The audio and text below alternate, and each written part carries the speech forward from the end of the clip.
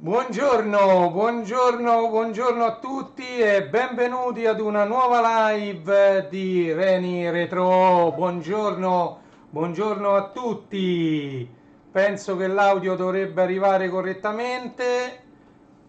Prova audio, vediamo con le cuffie se sì. Si sente molto molto bene l'audio questa volta. Attendete che devo abbassare invece questo volume master. Ok, siamo pronti, sono le ore 11:04 di questo 22 agosto 2025. Oggi è venerdì, finisce la settimana, si avvicina un altro weekend. Benvenuti a tutti. Allora, oggi ricominciamo con gli Sfogliamo insieme. Gli Sfogliamo insieme di Reni Retro ovviamente riguardano retro gaming, retro computing, riviste quindi che trattano questi argomenti. E oggi in particolar modo andremo a fare lo Sfogliamo insieme di questa rivista.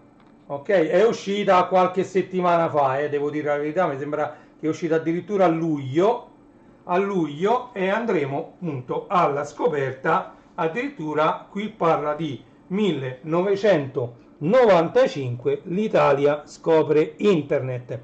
Allora, doveroso è un'introduzione fatta da me, vi racconterò come io ho vissuto l'introduzione di questo nuovo strumento che venne poi chiamato internet, datosi che io venivo dalla gestione di una BBS, di una banca dati elettronica amatoriale, che all'epoca ce n'erano diverse, come vedremo anche nel corso della live, vi racconterò tanti aneddoti, parleremo anche, perché qui lo dice nel sottotitolo, vedete, qui dice modem rumorosi, non riesce a mettere a fuoco la videocamera, vediamo se avvicinandolo e dandogli un po' di luce, eccolo, modem rumorosi e connessione a 14.4, così la rete è entrata in tutte le case. E qui vedete, io lo potevo pure andare a prendercelo giù,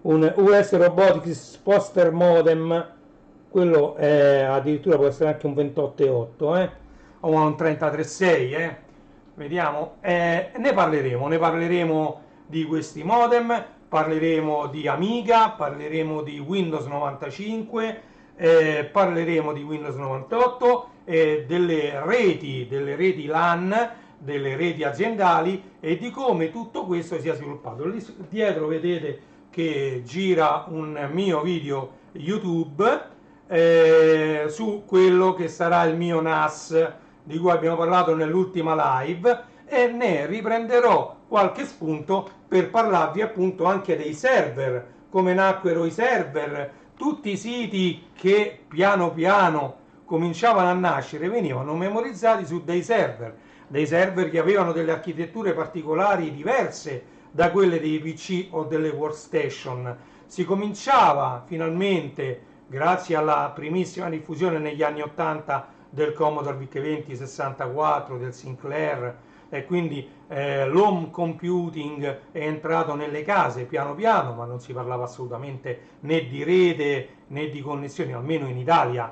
Diciamo che in America, in altri paesi, già dalla fine degli anni 70 hanno cominciato a mettere qualcosa in rete e a lavorare su delle reti che non erano certo come internet adesso, dove ognuno di noi dentro casa ha almeno una decina di apparecchi tra cellulari, smartphone, PC, per esempio ho il condizionatore, ho la lavatrice, ho diversi apparecchi di Amazon collegati in rete, cioè ho una rete LAN che tra un po' non mi bastano più neanche i 250 indirizzi del TCP/IP su una sottorete, dovrò inventarmi due sottoreti, ma veramente comincia ad essere utilizzato questo, diciamo, lo strumento rete, intesa come rete sia wifi che fisica, intesa come proprio rete LAN, Local Area Network, e ogni casa è quasi come se fossimo, esagero,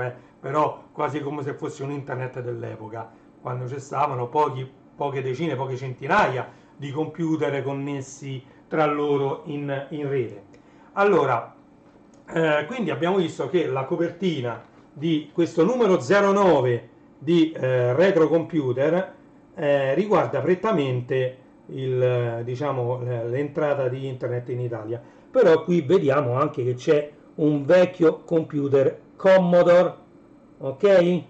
Quindi qui si parla appunto, quello è un Commodore VIC-20.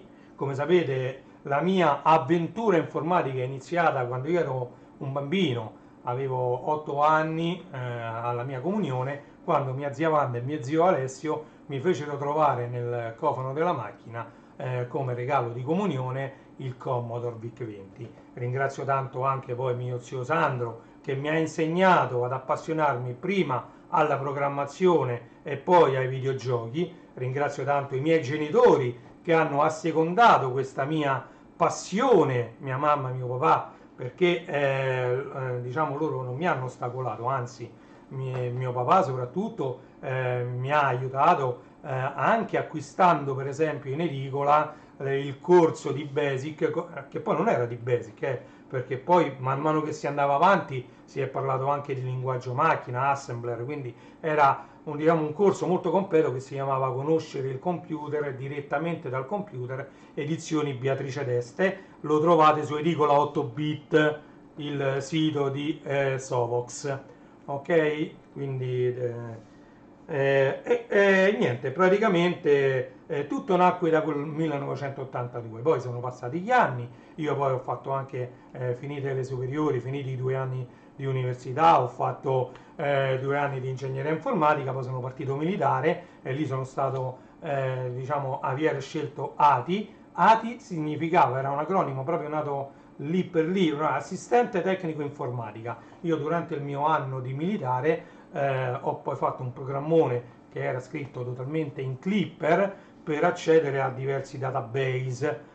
Poi magari in una live apposita vi racconterò il mio servizio militare. Qui come vedete ho sempre il mio affezionato Commodore 64, perché sì, il VIC-20 è stato il mio primo computer, ma diciamo io devo tanto al Commodore 64, ok? Grandissimo computer, il Commodore 64, è entrato di prepotenza dentro tutte le case, e poi chi ha avuto il 64 ovviamente è passato poi ad Amiga, sempre della stessa casa, della Commodore, proprio perché i giochi di Amiga erano nettamente superiori a quelli del 64, così come quelli del 64 avevano una grafica e un sonoro completamente diversi da quelli del Commodore VIC-20 e anche da quelli del Sinclair ZX Spectrum, perché il Sinclair nativo così com'era aveva il beeper sotto per l'audio per esempio, mentre il 64 collegato al televisore sfruttava l'altoparlante del televisore e grazie al SID,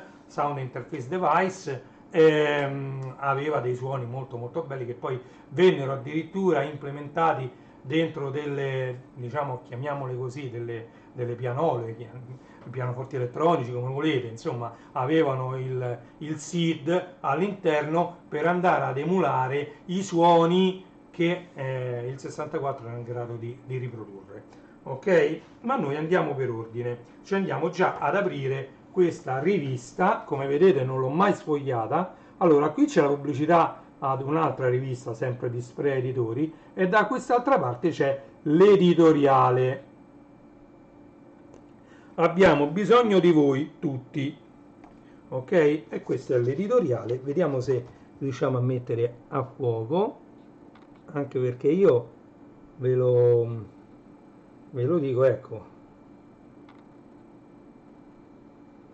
Fabrizio Panciroli ha firmato l'editoriale, vedete? Io senza occhiali non vedo più niente, però non mi piace mettermi gli occhiali e quindi evito, ok? Allora, questo era l'editoriale, abbiamo bisogno di voi tutti, poi lo leggerò. Ho finito che è l'editoriale, vedi che bello, qui c'è, ci sono i primissimi, addirittura l'Insai che si vede in Wargames. Ovviamente se andate sulla home page del mio canale YouTube, vedrete che c'è un video di un film iconico che anche quello ha contribuito alla mia evoluzione informatica. Si chiama Wargames, giochi di guerra, degli anni 80 ovviamente, con diciamo protagonista un ragazzo che in quegli anni tramite anche questo inizio di telematica addirittura utilizzerà un modem talmente vecchio che la cornetta del telefono andava appoggiata sul modem, ovviamente il microfono del modem era attaccato all'altoparlante del telefono e l'altoparlante del telefono sul microfono del modem, quindi la cornetta andava messa diciamo in un certo modo e tramite la telematica, i primissimi rudimenti della telematica, riusciva a collegarsi ad altri computer, vuoi quello della scuola e vuoi a quello dei videogiochi e vuoi per sbaglio a quello della difesa nazionale americana. Ok? E questo è l'indice, vedete in alto c'è l'INSAI, poi sotto c'è quello che sembra un 486, potrebbe essere, c'ha un floppy da 5 e un quarto che si vede, vedete? Addirittura di qua c'è diciamo una scritta Amiga, poi si vede benissimo un CD-ROM, un supporto ottico, potrebbe essere anche un Blu-ray o un DVD, perché no? Ok? E questo è appunto il sommario di questo numero 09 di Retro Computer. Ok? E noi andiamo avanti. Noi andiamo avanti. Oh.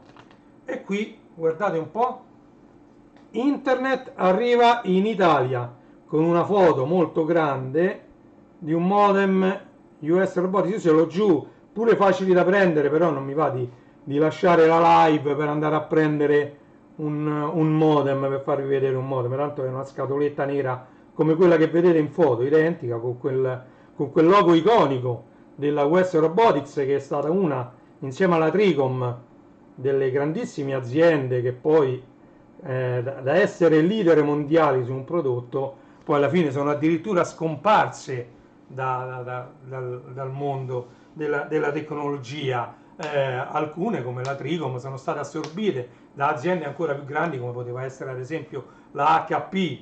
Io ho visto che per anni la US Robotics ha continuato a fare modem analogici come i Courier e come questi Sposter e poi anche gli Office Connect, perché poi la Tricom e la US Robotics all'inizio degli anni 2000 si fusero insieme e mentre la Tricom continuava a fare diciamo le schede di rete per i PC e per i server, la US Robotics si era dedicata diciamo, all'Office Connect, quindi per piccoli e medi uffici faceva degli hub, degli switch e addirittura dei primissimi rudimentali router. Certo non voleva fare concorrenza alla marca mondiale Cisco, però diciamo anche a livello di piccoli e medi uffici che non potevano permettersi di spendere, all'epoca parliamo proprio dei primissimi anni 2000, prima del 2001, addirittura in lire milioni per un apparato di rete, quindi quelli della Tricom US Robotics costavano un po' di meno e quindi rendevano fruibile anche l'accesso a internet alle PMI, piccole e medie imprese, ok, che volevano fare una piccola rete locale LAN di computer e quindi grazie anche a queste marche un po' più piccole della Cisco, della Bay Networks e di tante altre che c'erano, che però erano professionali dedicati a grandi o grandissime aziende, quali per esempio ecco la Ericsson dove io ho lavorato, dove lì erano tutte Summit, diciamo apparecchi professionali, super professionali, perché quella azienda non solo aveva bisogno di stabilità nell'infrastruttura IT, Information Technology, ma aveva bisogno anche di materiali dall'hardware diciamo molto molto molto buono, che potesse stare acceso H24 senza dare il benché minimo problema. E da qui quindi l'acquisto di server HP, per quanto riguarda i server Microsoft, Windows NT eccetera, server Compaq, per quanto riguarda l'ambiente Unix, server Sun sempre, anche Workstation Sun o anche EMC Quadro per quanto riguarda anche la gestione per esempio del SAP. Diciamo avrei tanto da raccontare della mia esperienza in Ericsson e come vi ho sempre detto ci dedicherò senz'altro una live, perché Ericsson non è solo quella che ricordate tutti grazie ai telefonini, al T28S o al P990i, per mettere i due estremi. Il T28S fu il primissimo telefonino Ericsson a conchiglia con scatto proprio che ricordava tantissimo Star Trek, diciamo i tricorder di Star Trek e i camcorder, quello con cui comunicavano, insomma i comlink, ecco, di Star Trek, mentre il P990i, il P1i, quando la Ericsson si unì con la Sony per fare i primissimi smartphone con fotocamera e con un sistema operativo che permetteva anche di andare su internet, di leggere le mail e di andare su dei siti, quindi poter usufruire di tutto quello che offrivano comunemente i PC anche su un dispositivo portatile. Quindi quelli erano quelli che a me sono rimasti più impressi, quindi P990i, P1i, e poi ce ne furono anche altri, prima che poi la Ericsson decidesse di abbandonare di nuovo il mercato diciamo consumer dei telefonini, per dedicarsi sempre a cose molto più grandi di noi, perché voi non sapete che Ericsson ha in mano le reti già 5G, 4G l'ha fatte tutte Ericsson quasi, soprattutto quelle di H3G che poi diventò 3, che prima era a sé stante, poi si è unita con Wind, adesso ha la rete Iliad in gestione, ha già messo tutto il 5G quasi ovunque, e già sono qualche anno che sta lavorando e testando il 6G, diciamo il futuro delle telecomunicazioni, che sarà molto più veloce anche del 5G. Stanno finendo i test e voi sapete che Ericsson già da sempre si è dedicata all'ambiente di comunicazioni anche con le centrali della vecchia SIP, quindi tutte le centrali, l'MD110 mi pare che si chiamava, erano tutte Ericsson.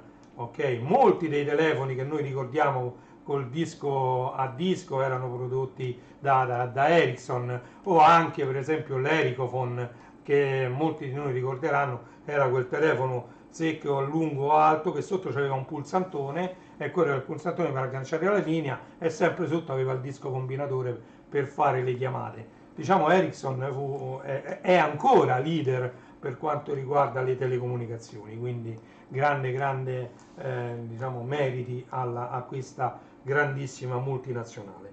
Allora, quindi internet arriva in Italia e qui come vedete ci sono anche delle immagini, addirittura si parla di MC Microcomputer, che è una rivista sempre degli anni 80, primi anni 90, che è andata avanti per tanti anni come rivista. E poi qua che è una BBS questa. Comunque sì, mi sembra quasi in modalità testo, quindi sarà una BBS questa. Adesso io purtroppo senza occhiali non vedo molto bene, e quindi vediamo se riusciamo ad ingrandire questa immagine. Main menu, lì c'è scritto con il codice ASCII, vediamo cosa dice qua. No, non riesce a metterla a fuoco. Menu di una BBS dell'epoca, vedete? Allora, se andate su Facebook, aspettiamo che torna a fuoco la telecamera. Se andate su Facebook e scrivete Refsoft BBS, dovrebbe comparire, diciamo, gli screenshot che io ho fatto su un computer tanti anni fa, con un emulatore, con WinUAE, avevo reinstallato la mia vecchia BBS, avevo fatto gli screenshot gli screenshot diciamo, di quello che era in modalità testo tutta la mia BBS. Che cos'era una BBS? Era una banca dati elettronica che permetteva di avere, diciamo, in linea non solo la messaggistica, ma anche una sorta di giochi che erano chiamati DORS, e poi tante altre piccole cose che si potevano fare, come lo scambio di piccoli file, immagini, MIDI e quant'altro, e poi per esempio c'era la possibilità di lasciare un messaggio al prossimo utente che si fosse connesso. Diciamo, erano una sorta di Facebook molto antico, però per esempio la mia BBS aveva 4 linee H24 più una linea che all'inizio era notturna, poi la levai, che era la linea di casa, diciamo, quindi io avevo 5 modem connessi al mio Amiga 4000, tutta la mia BBS che nacque, come vi ho raccontato, su Amiga 500 col GVP A530 Turbo, passò poi su Amiga 1200, anzi no, su Amiga 600, perché 1200 lo usai su un'altra per altre cose, su Amiga 600 e poi su Amiga 4000 con la multiface card che mi permetteva di gestire tutte le linee. Infatti le linee aggiuntive le misi dopo quando passai tutto su Amiga 4000, perché su l'Amiga 1200 e il 600 c'erano delle multiface card PMCI che andavano lateralmente a questo computer e permettevano di gestire due linee più una c'aveva, no, beh, l'Amiga mi pare che c'aveva due seriali già anche il 600 e il 1200 mi pare che c'erano due porte seriali. Comunque sicuramente io avevo massimo mi pare due linee analogiche, poi vabbè cominciai a comprare sempre della Tricom Office Connect, i modem ISDN TA, quindi bypassavano anche diciamo, la borchia serviva sempre ISDN, però bypassavano le linee analogiche e al costo però doppio di due telefonate potevi andare a 128 kB al secondo, che fa ridere al giorno d'oggi, però era il massimo raggiungibile da una doppia linea ISDN in modo digitale, mentre dalla borchia uscivano ogni singola borchia ISDN sul doppino classico telefonico faceva uscire due linee analogiche fino a 56 kB al secondo per ogni singola linea. Con due linee in modalità digitale andavi a 128, però ovviamente chi si connetteva a 128 pagava due chiamate. Quindi all'epoca il conteggio era a scatti, quindi era importante quanto tempo stavi collegato e quindi magari scaricare ad una velocità così alta poteva essere una buona cosa. Però c'era da dire che i modem ISDN a 128K costavano un sacco di soldi, quindi più che altro si trovavano i modem a singola linea a 64 kB, sempre digitali, però singola linea, e quindi potevi andare diciamo al massimo a 64K. C'è da dire pure che anche tu che ti collegavi alla mia BBS, non solo la mia BBS doveva avere una linea ISDN doppia, ma tu che chiamavi dovevi avere una linea ISDN doppia e i canoni di mantenimento di queste linee erano parecchio alti. Io facevo tutto questo per passione, quindi pensate dove arrivava la mia passione. Io avevo due linee, quindi due borchie ISDN più la linea analogica che alla fine arrivò con il protocollo V42 bis, mi pare, a quanto arrivava? 28,8, mi pare pure quello a 56, a 56 con gli ultimi modem che poi non comprai più i courier perché costavano un sacco di soldi, ma mi comprai gli sposter che poi erano tutti aggiornabili, quindi se tu compravi uno sposter 28,8 e poi uscivano i protocolli aggiornati, tu aggiornavi quel 28,8 e lo portavi magari anche a 56K. L'esempio classico è quello di un mio modem che avevo, che uscì dalla fabbrica a 9600, alla fine ancora adesso ce l'ho quel modem e va massimo a 28,8 con tutti gli aggiornamenti firmware che io ho fatto a questo modem, ok? Quindi quello ancora oggi, se lo connetto ad una linea analogica, si connette a 28,8 che è il massimo supportato da quel modem, dopodiché non fu più aggiornabile, mentre invece questi qui che abbiamo visto, gli sposter che stavano qui, ecco, questo sposter era proprio aggiornabile, questi tutti quanti possono andare mi pare pure a 56K. Da quello che ricordo, io ve li dico, non preparo mai niente. Ecco il courier, eccolo qua. Vedete, continuiamo a sfogliare questa rivista e il courier ve lo faccio vedere, eccolo qua. Questo è il modem US Robotics Courier. All'epoca era considerato tra i modem esterni uno dei migliori possibili, ok? Questo era uno dei migliori modem, mentre qui vedete l'INSAI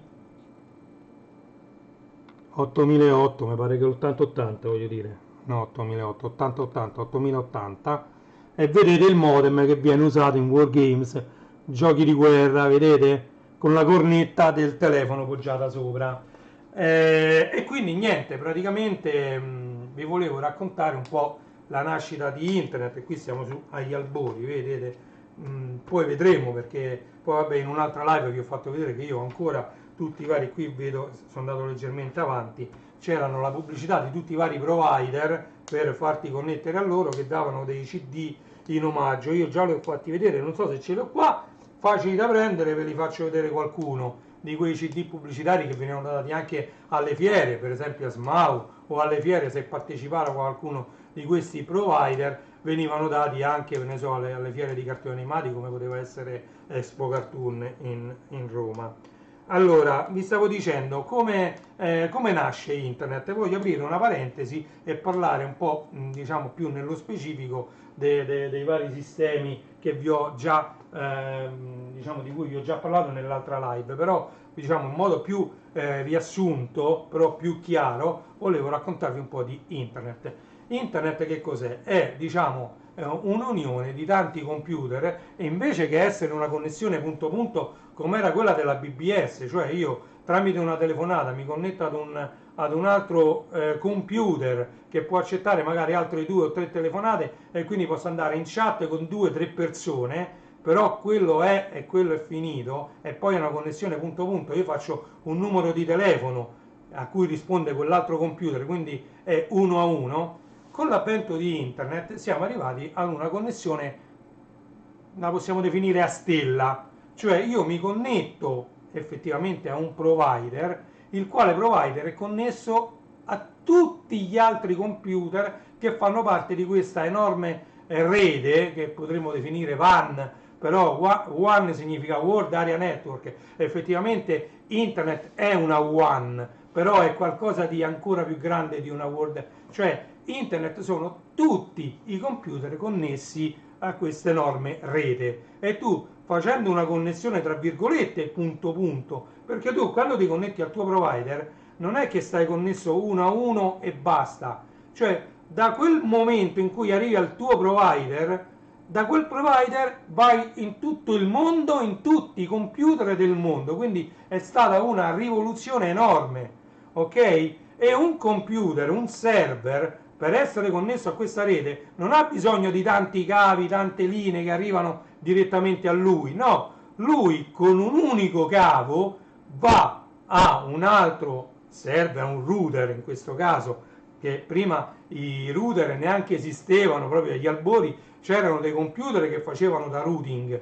Routing poi vi spiegherò bene che cosa significa in parole povere, mette in comunicazione un computer con tutto il mondo internet, quindi il router significa ruotare, ruota i pacchetti senza che questi si mischino tra loro, perché sarebbe un minestrone incredibile. Quindi il compito del router è importantissimo, perché ti permette di fare una richiesta, che ne so, www.rai.it, e di ricevere la risposta, quindi il sito, tutte le immagini, le scritte che voi vedete su un monitor vengono risposte direttamente al vostro computer. Non è che se voi avete in casa, che ne so, 3-4 computer, vostra figlia, vostro figlio, vostra moglie, vostro fratello stanno in internet, e rischiate che voi, che ne so, aprite il sito della Rai e gli si apre sul telefonino magari di vostra figlia. No, il router è quell'apparecchio che permette che chi fa la chiamata di un qualcosa, per esempio rai.it per dirne uno,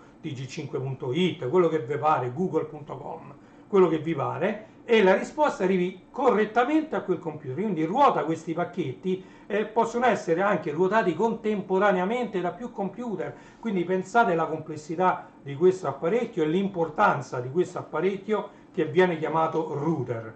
prima non c'è necessità di questi router perché come abbiamo visto i modem sono tutti punto punto, e poi c'era un, chiamiamolo server, che ti metteva in comunicazione con il tuo server di destinazione e tu parlavi punto punto con questo server, basta.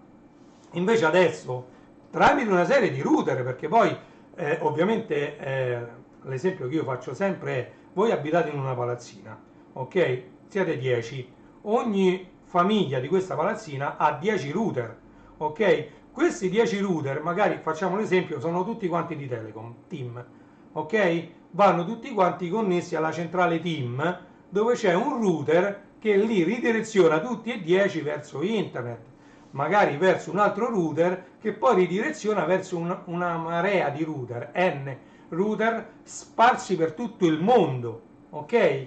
Quindi vi sto spiegando in poche parole come funziona internet, ok? Se poi invece addirittura nella vostra palazzina questi 10 diciamo condomini, queste 10 famiglie hanno ognuna un provider diverso, addirittura ognuna con il cavo andrà al router del proprio provider, che poi si metterà in comunicazione con i router degli altri provider, che staranno in comunicazione con gli altri server sparsi per il mondo. Tutto questo avviene alla velocità della luce, e noi quando facciamo una richiesta a rai.it, tg5.it, google.com, gmail. Quello che vi pare, riceviamo in tempo reale una risposta. Il tutto sta diventando talmente veloce che addirittura riusciamo tramite YouTube a vedere dei film in streaming sui PC, ma non ci fermiamo qua. Adesso abbiamo tutti smart TV, quindi possiamo vedere Netflix,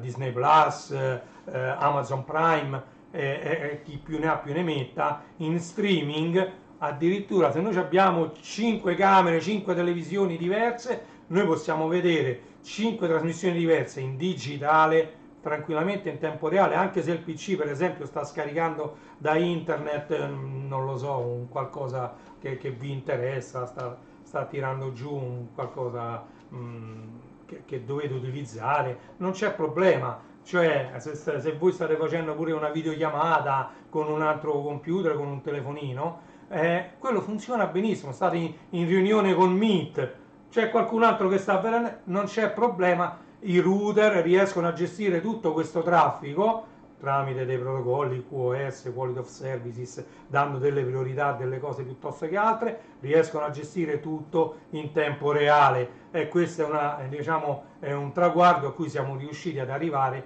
piano piano con il progresso tecnologico. Arriviamo poi a dove risiede tutta questa roba che noi utenti utilizziamo. Risiede su degli hard disk, risiede dentro a delle server farm. Le server farm hanno bisogno, ovviamente, più andiamo avanti con il multimediale e più le server farm hanno bisogno di spazio disco da una parte, di processori e di RAM dall'altra, per poter processare in tempo reale, nel modo più veloce possibile, tutte queste informazioni che arrivano a questi server. Fosse anche davvero aprire una pagina internet che contiene testi, immagini formattate in modo definito, cioè non è che sono immagini buttate lì con delle parole che no, tutto bello ordinato, tutto bello diciamo impaginato, e quella non è una cosa molto semplice, tutto da gestire. E quindi arriviamo alla nascita dei server, prima delle server farm e di tutto quello che sta dietro al vostro computer. Voi digitate un sito internet e dietro c'è un server che vi risponde. Voi aprite col cellulare Facebook, dall'altra parte c'è un server che risponde alla vostra richiesta di accedere tramite l'app di Facebook a dei dati, e quel server ve li restituisce e li va a leggere su dei dischi, che siano essi meccanici, che siano essi SSD, memoria a stato solido. E quindi andiamo a vedere in due parole la tecnologia che già vi ho introdotto nell'altro video, ma forse non mi sono spiegato molto bene, volevo spiegarvela ancora più facilmente. Allora, noi abbiamo, immaginate, diciamo all'epoca, proprio negli anni 80-90, gli hard disk erano proprio i primissimi, si parlava di megabyte, quelli di Amiga, sull'Amiga 600 mi pare che usciva con 20 megabyte di hard disk. Se c'era la necessità di lavorare un file molto grande, che ne so, un file da 100 mega, come lo lavoravi se il disco era da 20? Nacque l'idea di unire più dischi da 20, che ne so, 5 dischi da 20, lo facciamo diventare uno da 100. Ok? Nacquero i primi RAID, cioè accedere a più dischi come se questi fossero un unico disco. Era una soluzione all'epoca geniale, perché potevamo gestire file di grandi dimensioni utilizzando dei dischi piccoli, ok? E quindi c'era la necessità di mettere 5, 10, 15, 20, 30, 100, 1000 hard disk insieme. Allora all'inizio la necessità era solo quella di avere più spazio possibile a disposizione. Nacque quindi il RAID 0 che diciamo distribuiva i dati su tutti i dischi che voi connettevate ad un server. Il problema qual era? Che più aumentava il numero di dischi e più aumentava il rischio che uno di questi si rompesse. E se si rompeva un numero di dischi con questa tecnologia, perdevate tutti i dati. Se avevate, che ne so, 100 dischi e uno si rompeva, perdevate tutti i dati contenuti anche negli altri 99. Tutto perdevate.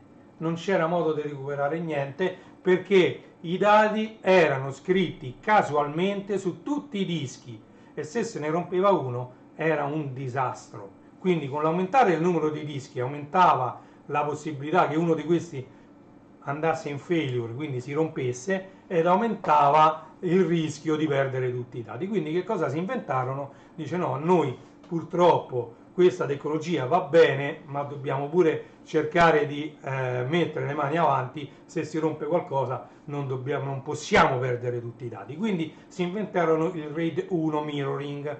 Allora, che voleva dire? Che un disco veniva copiato in tempo reale. Salve Luke 74 Channel, Luca Cusani, stiamo facendo lo Sfogliamo insieme di questo retro computer e sto raccontando, diciamo un po', grazie anche alla mia esperienza in Ericsson telecomunicazioni, quello che sì, sono tornato già, ho fatto una live qualche giorno fa, però adesso sono tornato come Sfogliamo insieme, ok? E visto che qui c'è anche un VIC-20, vedete in copertina, quindi non si parla solo di internet, e quindi parlerò anche poi di Amiga, di tante altre cose. Comunque stavamo parlando appunto del RAID. Salutiamo e invito tutti quelli che mi seguono e che vedranno questo video ad iscrivervi al Luke 74 Channel. Ah, io faccio così col dito, ma voi non sapete che ho la chat dove ho indicato col dito, ho la chat di Luca che mi ha scritto buongiorno, che lo risaluto. Andatevi ad iscriversi al suo canale perché ne vale veramente la pena. Ok, detto questo continuiamo a parlare dei RAID. Quindi abbiamo visto che il mirroring serviva a copiare in tempo reale quello che veniva scritto su un disco su un altro disco. Ovviamente se avevate 4 dischi potevate fare per esempio un RAID 0 su 4 e il mirroring tra i due RAID 0, quindi il RAID 1 tra se avevate 8 dischi 4 più 4 mirroring tra i due, e voi avevate un fault tolerance addirittura diciamo se perdevate un disco c'era sempre il mirroring che vi garantiva che i dati contenuti su 4 dischi, che erano quella poi la quantità di spazio che avevate a disposizione, non perdevate neanche un file, ed è il sistema che diciamo è più usato anche nei NAS. Ecco, cominciamo a dire anche che cos'è un NAS, perché al giorno d'oggi sono usatissimi i NAS, addirittura i server adesso hanno addirittura un micro SSD piccolino da dove caricano il sistema operativo e poi viene tutto memorizzato sui NAS. I NAS li trovate anche per casa, vengono utilizzati anche da tanti creators di YouTube per memorizzare i video che vengono pubblicati, che in alcuni casi occupano un sacco di spazio. Allora come fai? Fai un NAS, un Network Attached Storage, quindi sono delle unità che mettono a disposizione spazio nella rete, spazio disco nella rete. Io vi ho fatto vedere che sto utilizzando Windows, in questo caso poi vi spiegherò che ho abbandonato Windows 7 in favore di Windows 11, ho comprato pure la licenza di questo Windows 11 che avete visto nell'altro video dove ho parlato del NAS, perché Windows 11 da un certo punto di vista mi garantisce delle cose migliori rispetto a Windows 7 e quindi ci ho messo addirittura Windows 11 una vecchia versione, la 22H2, che mi basta, ho bloccato gli aggiornamenti, ho bloccato tutto e diciamo l'ho configurato correttamente per essere un NAS. Quel PC vecchissimo Core 2 Duo con 4 GB di RAM e va benissimo per fare la sua funzione di NAS, solo Network Attached Storage. Quindi stavo dicendo che io ho un altro NAS vecchissimo della Netgear che è il Rea di NAS Duo V2, mi sono trovato benissimo, purtroppo 5 anni fa mi si è rotto uno dei due dischi, sto lavorando in modalità degradato perché quando uno dei dischi si rompe si dice che il NAS lavora in modalità degradato.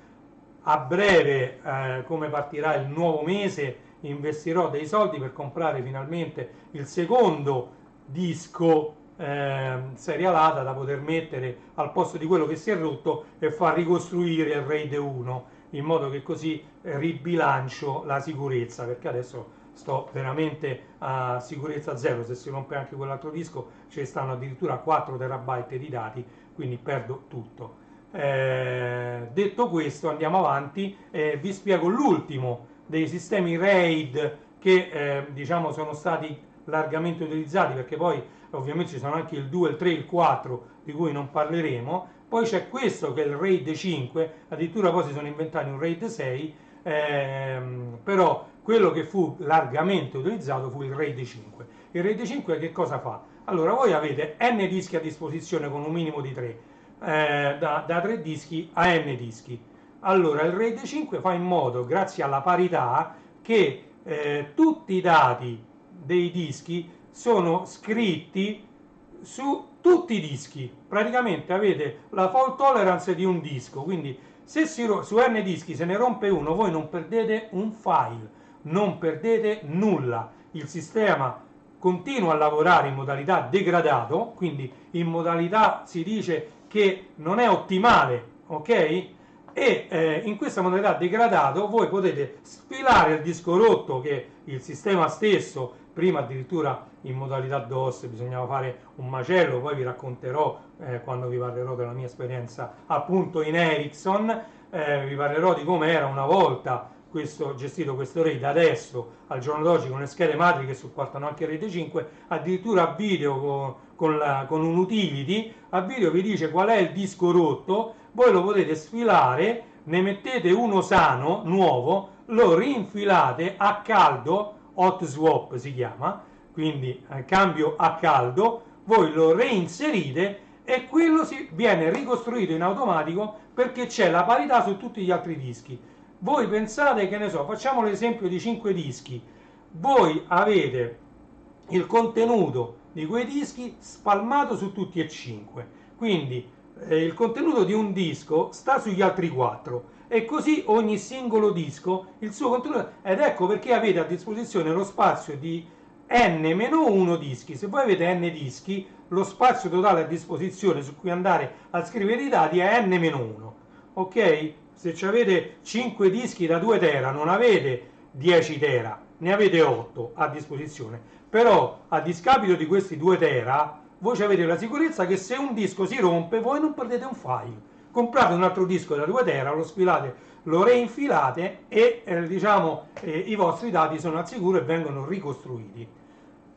Ovviamente parlando di aziende, di grandi aziende e parlando di grandi numeri, quindi se voi mettevate 100 dischi era facile pure che se ne potessero rompere 2, non contemporaneamente, però diciamo c'era questa possibilità. Allora che cosa si inventarono andando ancora avanti con la tecnologia e con le idee? Quello che si chiamava l'hot spare. Hot spare era un disco su, mettiamo 100 dischi, voi ne dedicavate 99 al RAID 5, ok? Avevate lo spazio di 98, ok? Quindi 2 dischi Uno era dedicato alla parità, però non era un disco fisico, eh. La parità era gestita su tutti quanti i 98, i 99 dischi. Quell'ultimo disco rimaneva spento ed era un disco fisico. Veniva acceso dal sistema solamente nel caso in cui uno dei 99 andasse in fault, si rompesse. Veniva acceso l'hot spare e veniva ricostruito, ok? In quel momento voi avevate il tempo di andare a comprare un disco nuovo, sostituire quel disco che si era rotto e quello diventava il nuovo hot spare. Quindi rimaneva spento fin quando uno qualsiasi degli altri 99 non si rompesse. Queste sono tutte tecnologie che sono nate nel tempo per rendere internet fruibile H24 sempre, anche in caso di rottura, ok? Poi ci sarebbe da dire tante altre cose, perché ovviamente i provider avevano anche la necessità, io sto parlando di tutto questo e vi ho detto che ci sono dei server a cui noi accediamo tranquillamente quando noi per esempio apriamo l'applicazione Facebook o YouTube. Non è vero, non è più vero. Prima era vero che noi accedevamo ad un server. Nacquero, diciamo, in Italia a ridosso degli anni 2000 quelli che poi vennero chiamati i cluster di server, perché ovviamente poi c'era pure la necessità, oh, io ho il server Facebook e se mi si rompe, che ne so, la CPU del server o la scheda madre del server Facebook, ora che arrivano i tecnici hardware, smontano la scheda madre vecchia, montano quella nuova, eccetera, io sto offline. Non lo potremo fare, non ce lo potremo permettere. Noi qui ogni minuto offline costa un sacco di soldi. Allora che cosa ci siamo inventati? Ci siamo inventati il cluster di server addirittura. Quindi i NAS potevano essere tenuti là, gestiti con la sicurezza che vi ho detto dei vari RAID. I server venivano messi in cluster, ok? Quindi tanti server addirittura sparsi per il mondo, quindi non tutti nella stessa server farm, perché prende fuoco quella server farm, che faccio? Perdo tutti i dati? Non me lo posso permettere. Al di là del valore dell'hardware che c'è dentro, io per ricostruire una server farm mi serve un mese, 2 mesi, un anno, non lo so, io lì perdo un sacco di soldi, non lo posso fare. Allora che faccio? Apro tante server farm in città diverse, in stati diversi, insomma cerco di aprire più server farm possibile e mettere questi server in cluster. In cluster significa che lavorano tutti quanti come se fosse uno, ok? Quindi noi quando apriamo l'app di YouTube non sappiamo esattamente a quale dei centinaia di server YouTube mi sono andato a connettere, è uno. Poi non solo, quando io carico, per esempio adesso che sto facendo la live, io sto facendo la live punto con un server YouTube, ok? Poi ci sono i server di backup che entrano in funzione nel momento in cui quello con cui io sto connesso dà dei problemi, ma entrano quasi istantaneamente, ok? In funzione. Ma il bello è che quando invece vado a vedere un video, quel video, se io carico un video, lo carico su un server e quello istantaneamente viene riprodotto in tutte le server farm di YouTube, ok? Quindi vedete che è un argomento molto importante sapere quello che c'è dietro a un semplice sito internet youtube.com o dietro una semplice app, ok? Perché le app sì, noi le installiamo, però poi si vanno a connettere a qualcosa che c'ha del fantascientifico, ma io l'ho vissuto, anche il passaggio di tutte le varie tecnologie. Vi potrei parlare per esempio dei primissimi server che condividevano contenuti multimediali e come cominciavano a connettersi 10, 20, 30 persone e diventavano 100, si rallentava tutto, si bloccava tutto. Allora perché? Perché quel server aveva, che ne so, una scheda di rete da 100 megabit e più di quello sulla rete, più di 100 megabit non riusciva ad inviare. Se erano 100 persone che accedevano a dei contenuti multimediali si piantava tutto. Allora ci siamo inventati più schede di rete e abbiamo inventato il network load balancing, cioè se tu mettevi 5 schede di rete da 100 megabit non erano 5 da 100, alla fine erano 500 megabit, capite? E così è stato fatto poi quando vennero fatte le schede a gigabit, ce n'era una a gigabit, ne mettevi due, erano 2 gigabit, no due singole da 1 gigabit. Con il network load balancing calcolate che vi sto dando tutti i termini che voi non conoscete, non avete mai sentito, però dovete sapere come sono stati risolti i problemi. I problemi poi non solo, ma se io per esempio stavo lavorando ad un file, un grandissimo database e si connetteva uno che voleva vedere un film sullo stesso server, QoS, Quality of Services, c'è un protocollo, questo veramente software, che va a dare le priorità in base, diciamo, a quello che un utente deve fare su quel server. Cioè ci sono state tante tecnologie, io le conosco, diciamo tutte, le ho vissute fino, diciamo, a quando poi ho lasciato stare tutto nel 2009-2010, e poi, diciamo, sono andate avanti, un po' mi sono documentato, ma non più di tanto. Io ho vissuto la nascita delle reti wifi, cioè noi andammo allo SMAU, eravamo uno degli unici stand a fornire gratuitamente connessione ad internet senza fili, ma ovviamente pochissimi erano quelli che avevano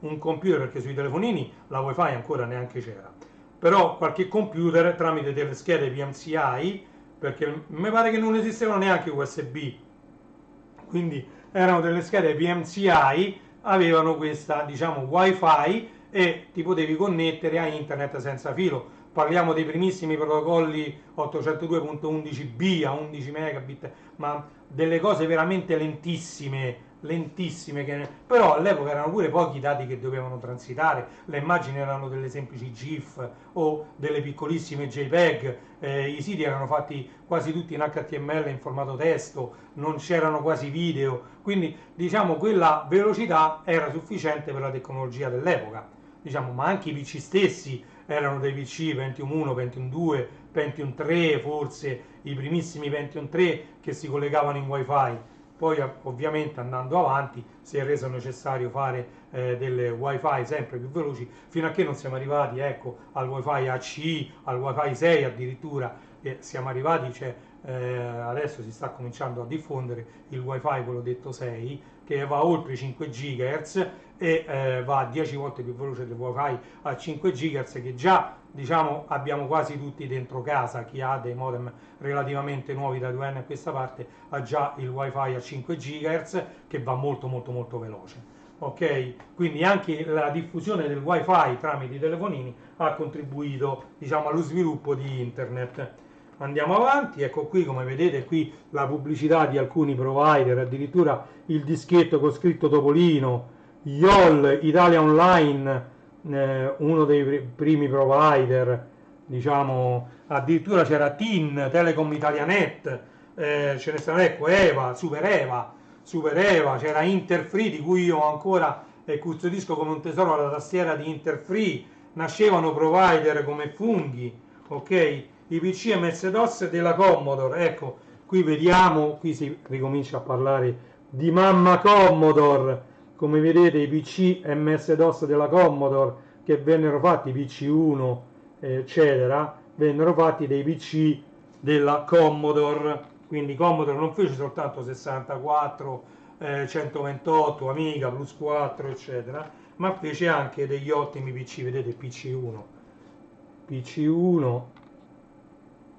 queste riviste di Sprea che ci fanno fare un salto nel passato incredibile, incredibile, veramente veramente bello questo salto nel passato che ci fa fare, ecco, vedete qui addirittura la campagna abbonamenti a questa rivista Retro Computer, con addirittura la copertina di questa stessa rivista, quindi veramente vedete, normalmente si mette come pubblicità è la copertina della rivista precedente, in questo caso hanno messo questa copertina, vedete, questa copertina come pubblicità della campagna abbonamenti a Retro Computer, ok, di cui sono usciti già ben 9 numeri, ok.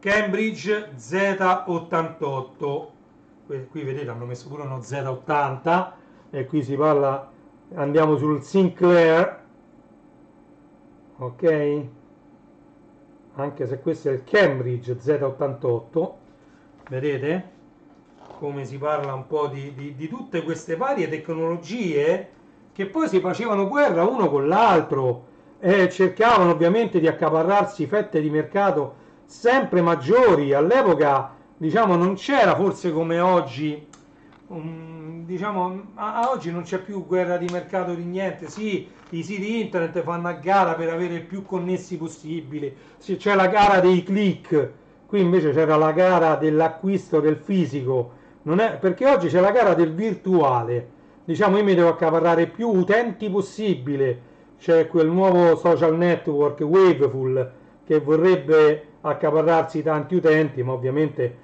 non riesce a stare al passo di colossi come TikTok, come Instagram, capito? Colossi mondiali così grossi. Quindi ecco, qui vediamo, diciamo, Made in France, e questi sono i computer francesi.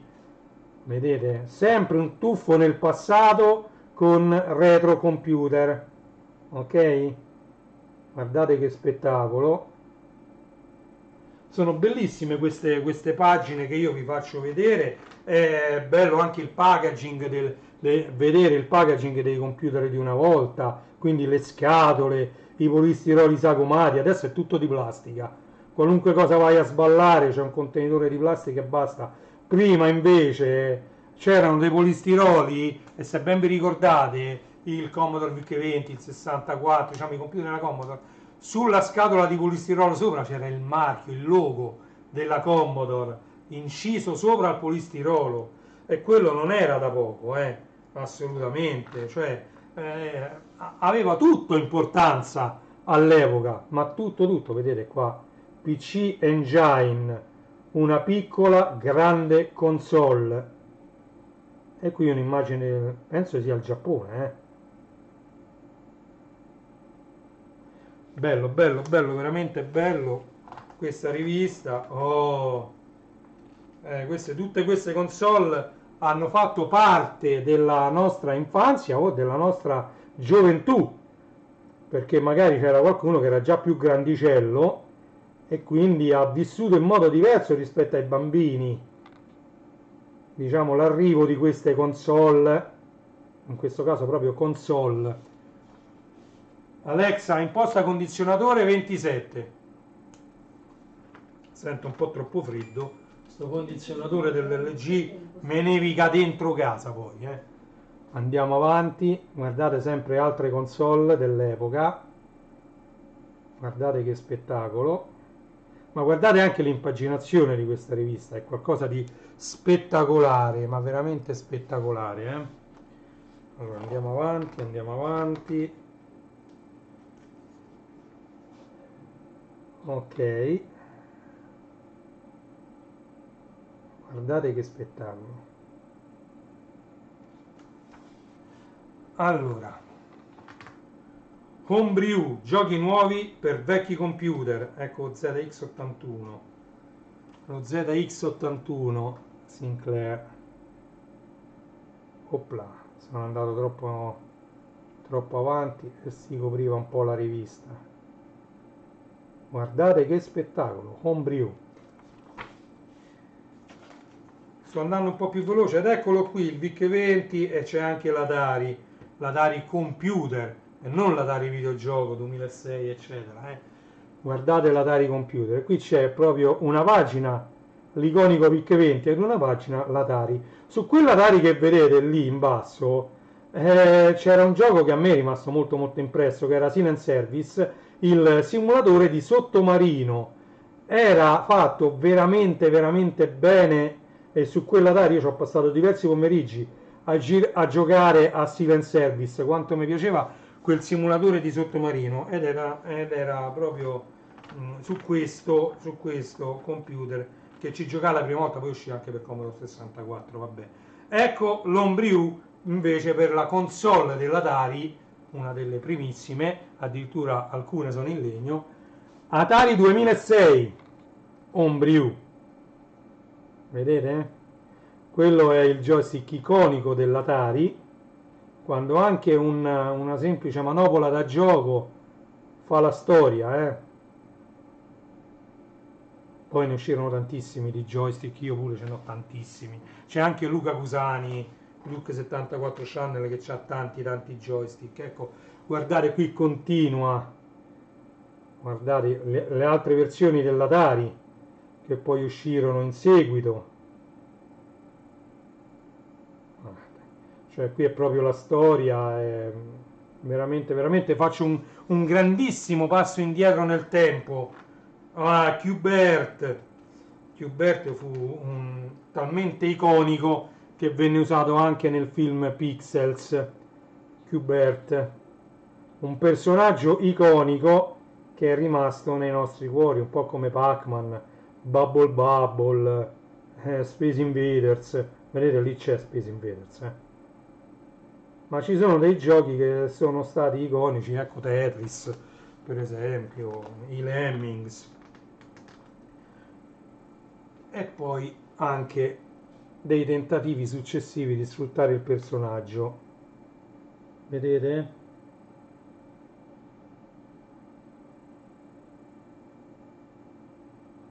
Io vi consiglio vivamente, se la trovate ancora, sicuramente la trovate ancora perché siamo in estate, andate ad acquistare questa rivista. Poi vedrò se c'è su Amazon, vi metto il link in descrizione per andarla ad acquistare. Ok? Guardate altre versioni sempre di Qbert. E qui proprio in primo piano il joystick della Atari, con dietro una console invece che assomigliava più al Pong.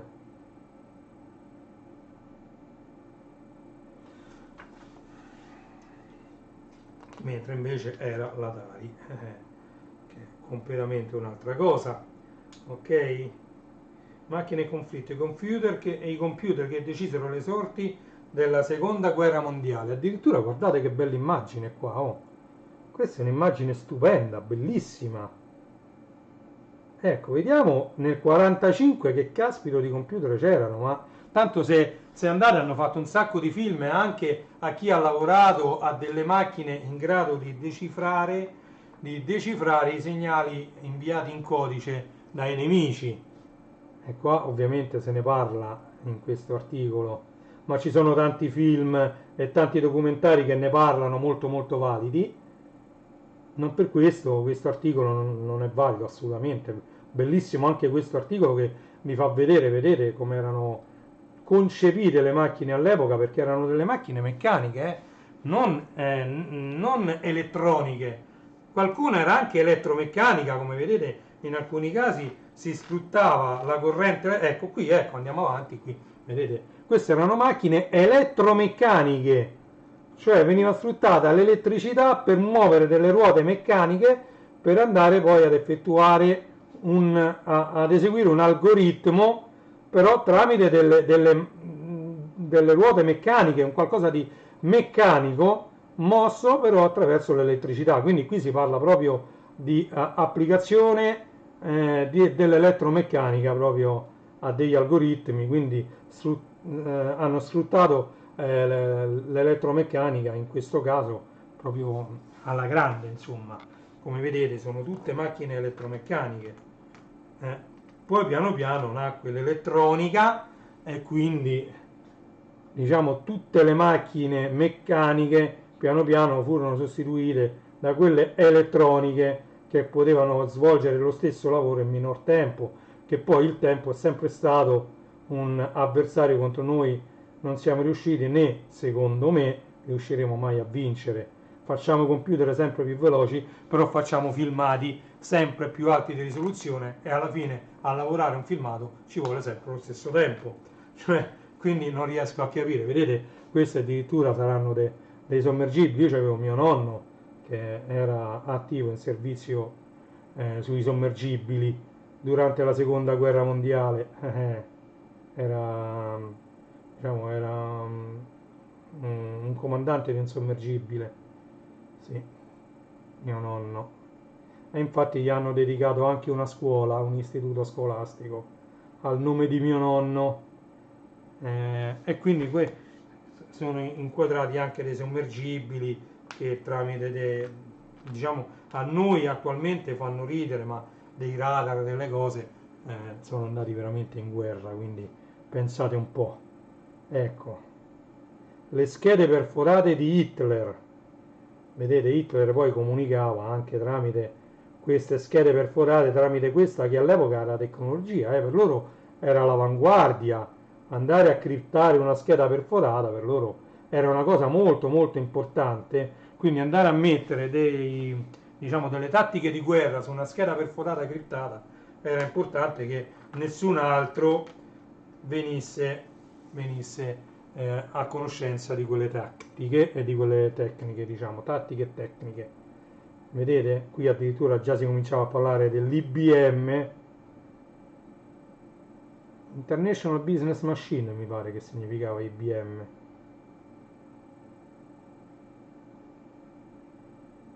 La IBM è stata leader per tanti tanti tanti anni, poi ovviamente è arrivata la concorrenza. Oh, torniamo invece a un argomento che a me piace di più che non la guerra, parlatemi meno possibile della guerra. E qui sono le conversioni arcade, top e flop, Donkey Kong su home computer.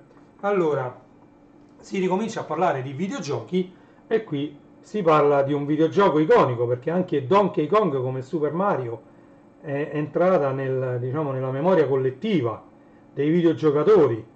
Donkey Kong, lo scimmione, diciamo, nemico di Mario, da cui lui doveva liberare la fanciulla, ok, la principessa, chiamiamola così, ok, e vennero fatte delle conversioni su un po' tutti i computer e le console dell'epoca di questo iconico videogame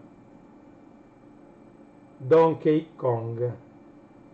Vedete lì addirittura c'è un dataset non connesso ad un Commodore 64 ma ad un Atari o a un VIC-20, perché il dataset era lo stesso 64 e VIC-20. Guardate un po'. Oh, vi volevo parlare un attimino appunto del dataset e dalla porta tape del Commodore 64, perché è importante. Io voglio dare un mio punto di vista alla porta dataset del Commodore 64, perché ragionandoci un po' sopra alla fine ho capito che quella porta non è altro che un primissimo digitalizzatore audio nel Commodore VIC-20 e 64.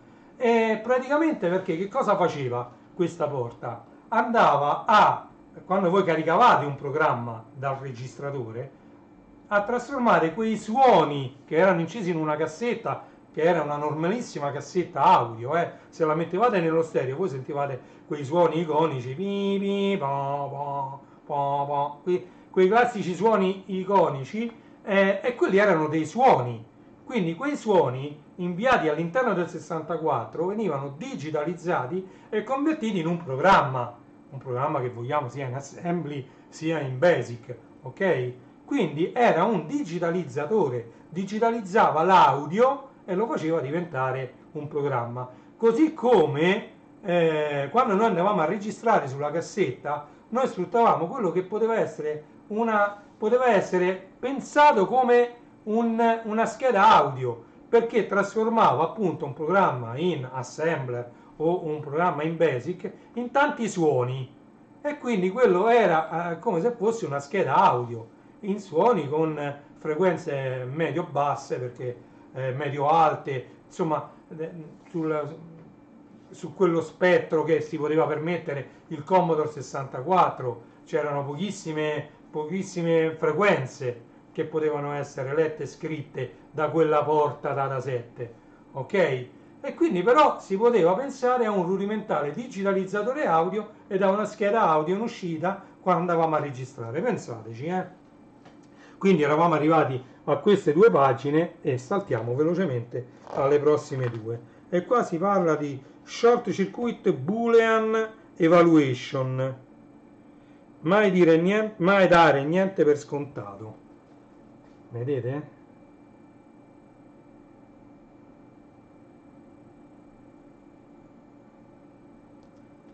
I valori boolean o sì o no. Vedete? Che spettacolo ragazzi, che spettacolo. Andiamo avanti. Programma 101, un primato conteso.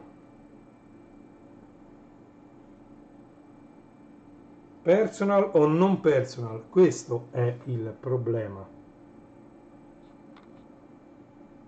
Programma 101. Ok, andiamo avanti.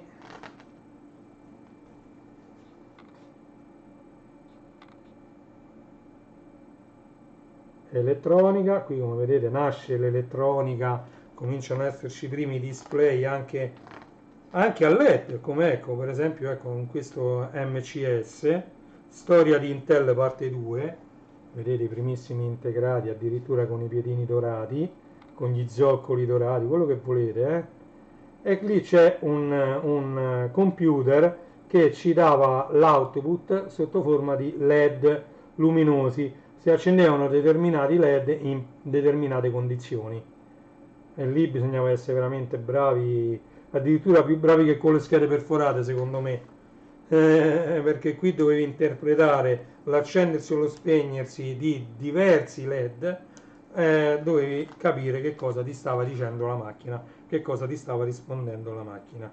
Ecco qui, partendo dai floppy da 8 pollici, da 5 pollici e un quarto, da 3 pollici e mezzo, arriviamo poi al CD-ROM e dal CD-ROM al DVD-ROM e al Blu-ray il passaggio fu breve.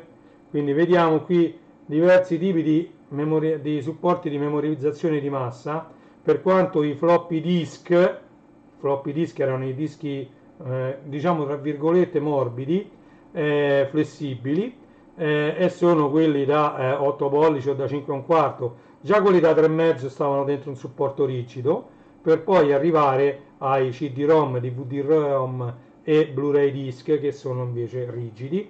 Però la grande differenza qual era? Che quei supporti erano magnetici ed erano riscrivibili quante volte volevate.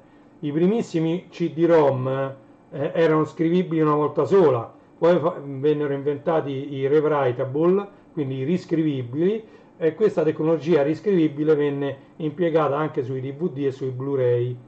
Ok, quindi sia i CD che i DVD che i Blu-ray li trovate in formato RW, rewritable, mentre sui Blu-ray c'è scritto soltanto Blu-ray Re, ok?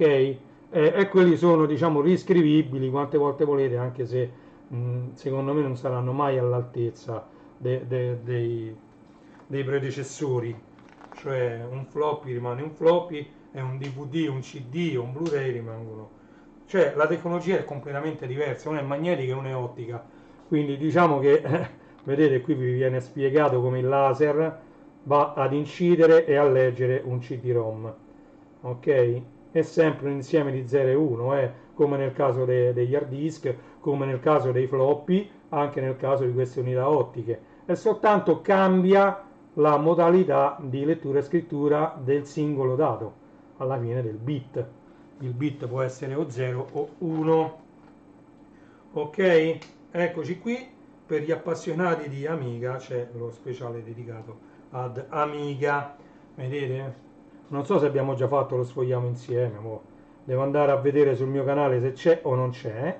Siamo addirittura di arrivo anche di questa rivista, un'ora e un quarto di live. Nostalgia anni 90, ecco qua, fanno vedere pure gli hard disk removibili che io l'ho fatti vedere, ce l'ho ancora lì per terra io, un PC perché voglio farlo rifunzionare, un PC che stava dentro la mia camera, non funziona più, devo capire perché, e quindi ho provato pure a cambiare la CPU, la RAM, niente, non si accende la scheda madre, però la scheda madre è perfetta, non riesco a capire. Ho cambiato l'alimentatore, ho cambiato tutto, vedete? Questi, negli anni 90 arrivarono i primissimi PC Pentium. La storia dei browser, la guerra dei browser. Quello che vedete qui in basso, Netscape, fu il primissimo browser che noi andammo ad installare, nonostante la Microsoft cercò di far affermare Explorer, però noi per esempio in Ericsson lo standard era Netscape, anche se poi la Microsoft da Windows 95C e poi su Windows 98 rese Explorer integrato nel sistema operativo durante l'installazione, e quindi cioè, pur di non rimuoverlo noi lo lasciavamo, però impostavamo come browser predefinito sempre Netscape, anche perché le pagine intranet aziendali venivano sviluppate e testate cioè sviluppate per funzionare su Netscape. Adesso tutto viene fatto e cioè viene fatto per funzionare diciamo o su Edge o su Google Chrome. Ok, per quanto ci stanno ancora i vari Opera, i vari Firefox, ce ne sono ancora, ma anche dei browser potrei fare una live e raccontarvi tutta la storia dei browser. Vedete come cambia il logo di Internet Explorer? Eh, tanta storia c'è. PLab, oh. E qua come vedete la collezione, ci sono tutte le copertine di retro computer, tutte insomma, alcune, visto che siamo al numero 9, là ce ne sono 6, quindi alcune copertine. E mi sa che siamo arrivati, no, ancora no. Ah, qua ci sono la borsa dei computer, qua c'è quanto valgono i retro computer. Io ne ho buttati un par di centinaia tra Pentium 2, Pentium 3 pure ho buttati, ma magari valgono pure qualche cosa. Ma dopo me lo vado a vedere questo schema, però secondo me non valgono niente. E qua vediamo la pubblicità a un'altra rivista che si chiama Retro Gamer. Forse se avete visto, ecco, quando mi metto a sedere, dobbiamo fare lo sfogliamo insieme di questo. E magari in uno delle prossime live facciamo lo sfogliamo insieme anche di questo. Retro Gamer. Ok, e questo dovrebbe essere il numero 1, se non sbaglio, sì, il numero 1 di Retro Gamer, molto importante. Quindi eccoci qui arrivati, vi faccio vedere la quarta di copertina e come sapete io ci tengo molto a far vedere la quarta di copertina perché per me è molto importante e tanto di cappello a Sprea o agli editori che hanno creato questa rivista, che danno sempre molta importanza anche su Anime Cult e su tutte le altre riviste che io acquisto, hanno dato sempre molta importanza alla quarta di copertina, cosa che altri non fanno, magari ci mettono una pubblicità perché giustamente vivono di pubblicità, però secondo me fare un facsimile di indice con delle grandi figure di quello che contiene questo numero ti fa più pubblicità per vendere più copie. Alla fine lo scopo di queste riviste è cercare di vendere più copie possibile perché si tratta di riviste di nicchia, ok? Non sono riviste a grande distribuzione come può essere Diffuso di canzoni, come può essere Novella 2000. Io non me ne intendo dei gossip, però quando vado dall'edicolante mio lì davanti c'è una marea di copie di tutte queste cose mensili o settimanali e ne vende uno sfacelo di quelle riviste là. Questa invece ne prende due ne prende. Di questo non so se gliene chiesta un'altra oltre a quella che ho preso io, non lo so. Comunque di queste pure ne prende 3 mi pare che mi ha detto. Questo è Anime Cult, lo dobbiamo ancora sfogliare ma sto indietrissimo con Anime Cult. Vabbè, poi torneremo a paro. Questo è Anime Cult, l'ultimo numero. Ok? Cercheremo poi di recuperare. Allora, quindi abbiamo sfogliato insieme questa rivista Retro Computer.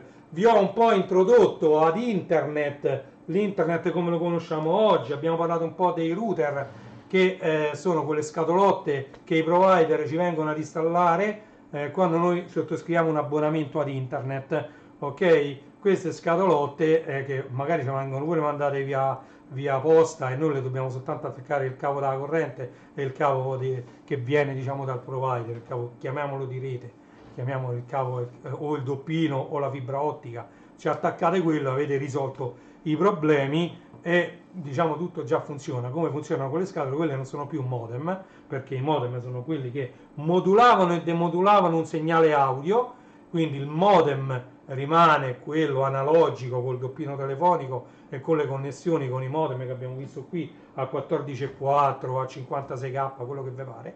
Quando poi siamo arrivati ai cavetti di rete o alla fibra ottica, bisogna chiamarli con il loro nome, sono router, non sono più modem, non modulano e demodulano niente, sono veri e propri computer che fanno una funzione base, che è il routering, ruotare i pacchetti tra la nostra unità che abbiamo in mano, quindi sia esso un PC, un tablet, un telefonino, e il mondo internet, e ricevendo i dati la fanno arrivare direttamente al nostro supporto, quindi al nostro telefonino, al nostro pad, al nostro televisore, al nostro PC, al nostro quello che ci abbiamo in mano.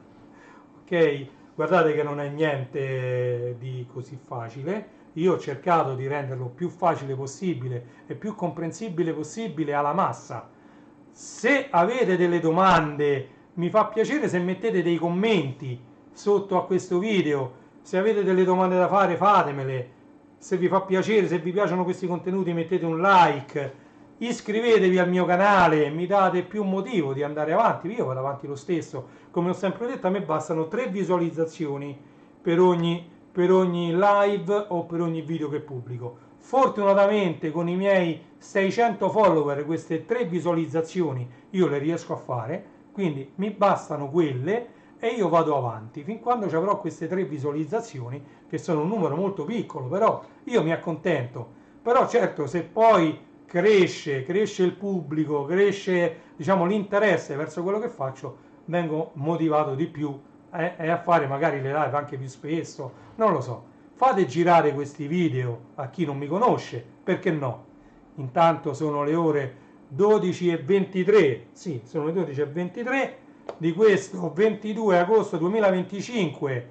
Io, Reni Retro, vi ringrazio di essere stati con me fino a questo momento, una live che è durata 1 ora e 20 circa. Abbiamo sfogliato questa bellissima rivista e la prossima volta andremo a sfogliare questa, sempre per retro gaming, retro computer, retro tutto. Ok?